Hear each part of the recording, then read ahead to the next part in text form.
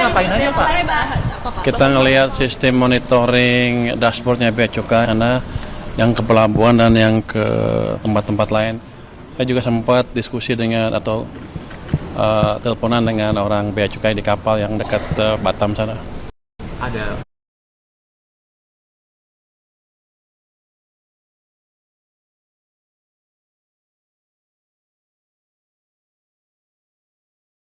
kendala apa tadi ketemu? Ya? Ada kendala apa terkait dengan monitoring sistemnya?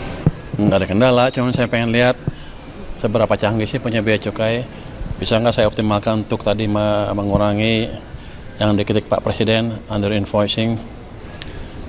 Di situ sebenarnya udah cukup bagus, tapi belum ke level di mana saya bisa secara online di situ aja monitor ke sana karena AI-nya belum dikembangkan.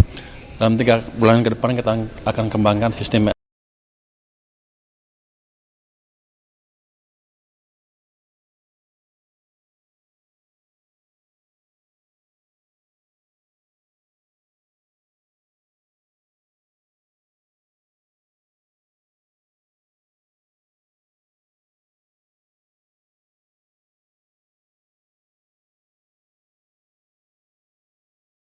yang lebih siap di Bea Cukai. Berarti lanjutan dari yang LMSW kemarin ya Pak? Ya, di LMSW kan nanti akan kita buat think tank untuk perdagangan dan kita bentuk tim berisi 10 orang yang jago-jago di sana, ada mathematician segala macam untuk memastikan bahwa nanti mereka bisa menganalisa kebocoran perdagangan kalau ada. Ini kelanjutannya saya akan perkuat semua LMSW, Bea Cukai, nanti juga pajak juga sama. Jadi itu bukan gejala normal kan? Kenapa tuh Pak? Atau kamu Pak? Itu perdagangan. Nggak tahu, sengaja bunyi sendiri. Jadi kita akan perkuat itu, pajak juga semua nanti. Pada dasarnya kita akan perkuat sistem penerimaan kita dari monitoring dari ujung ke ujung. Nanti kedepannya sih dari command center saya harusnya bisa lihat kapal di pelabuhan lagi ngapain, isinya apa, ininya apa. Jadi akan kita buat sistem yang terkoneksi betul di sana nanti. Tadi katanya belum bagus di sana. Ada target untuk supaya di sana bagus kapan, Pak? Kalau sampai AI bisa mulai menganalisa 3 bulan ke depan sudah. Tapi kalau sampai sistem yang betul-betul terintegrasi, di situ saya bisa lihat kapal di pelabuhan langsung, sepertinya perlu panjang lagi. Saya targetkan setahun sudah lengkap semua. Tapi yang jelas dalam beberapa bulan ke depan harusnya penerimaan Bea Cukai akan lebih efisien dibanding sekarang. Tadi juga ada diskusi balpres. Saya juga baru tahu istilah balpres itu.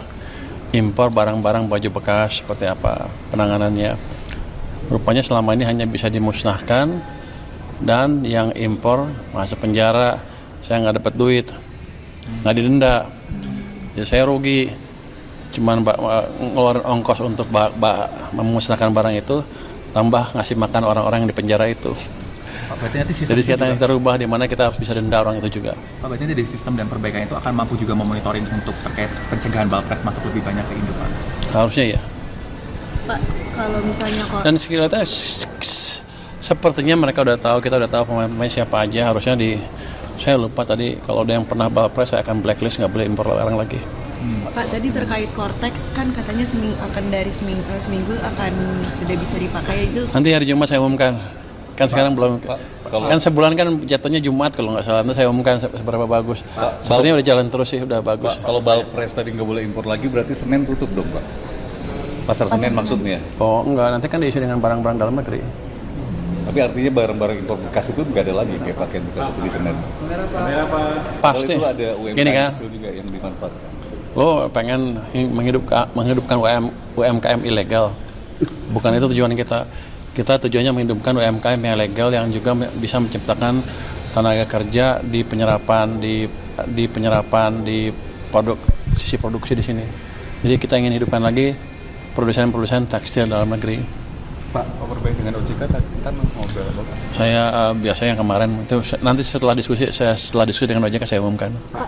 Hambatan usaha Pak, ini ada keluhan dari pelaku usaha micil mereka, ada event-event mereka khususnya event pemerintah yang belum dibayar. Salah satunya itu dari event PON ke 2021 di Papua.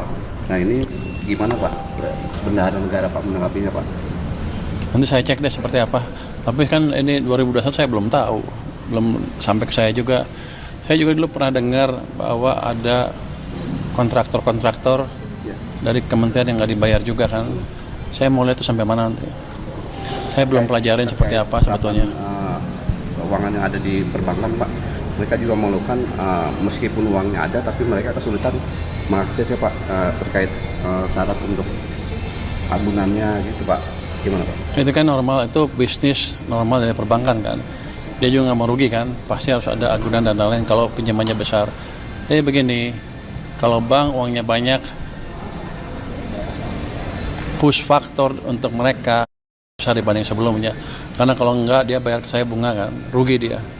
Dia akan cari keseimbangan yang pas saya pikir. Tapi kalau emang nggak ada agunan sama sekali yang nggak bisa untuk pinjaman normal ya kecuali kur ya. Jadi saya serahkan ke banknya sendiri seperti apa. Mereka akan menentukan resiko dari pinjaman yang mereka berikan. Jadi saya pakai kemampuan bank untuk menilai kredit supaya penyalurnya seaman mungkin.